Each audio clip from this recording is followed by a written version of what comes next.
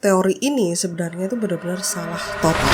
Jadi waktu aku tuh umur 24 sampai 26-an gitu ya. Dan di situ aku mulai merasakan gelisah gitu loh. Pingin cepet kaya, pingin cepet berhasil, pingin bisa cepet mendapatkan validasi manusia sebagai seseorang yang sukses. Di situ aku menemukan gitu loh, kalau ternyata kalau kamu mau jadi kaya, jangan jadi karyawan gitu. Jadilah pengusaha gitu. Brainwash-nya itu seperti itu.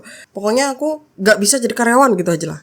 Akhirnya aku resign tanpa plan yang proper gitu. Dan itu adalah sebuah kesalahan yang besar banget gitu ya. Jangan ditiru ya teman-teman ya. Selama 2 tahun terjun ke dunia bisnis F&B, nyobain foto produk, sampai aku tuh bikin agensi konten sendiri gitu. Dan semuanya ujung-ujungnya adalah kegagalan. Ada satu benang merah gitu yang aku temukan. Kenapa kok aku tuh gagal? Selama 2 tahun itu karena aku benar-benar memfokuskan diriku itu untuk ya udah cari uang dan cari uang aja pokoknya. Yang itu akhirnya membuat aku bertanya-tanya sebenarnya. Sejak kapan ya manusia itu diminta Allah untuk menghabiskan waktunya buat mengejar uang?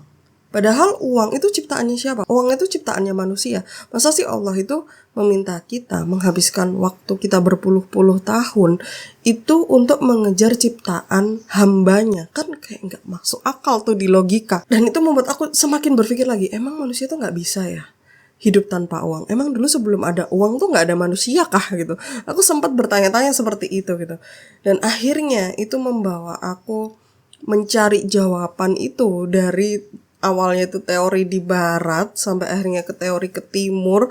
Semuanya aku cariin dan alhamdulillah sama Allah itu dikasih kesempatan buat menemukan sebuah teori yang namanya itu fitrah based life. Hidup sesuai dengan fitrahnya kita.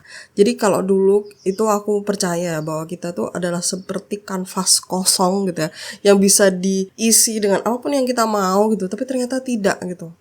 Allah itu mengatakan bahwa kita ini sudah ada blueprintnya. Dan setiap orang blueprintnya itu berbeda-beda. Jadi tugas kita ya hanya hidup menyesuaikan dengan blueprintnya kita aja. Itu simple banget sebenarnya gitu.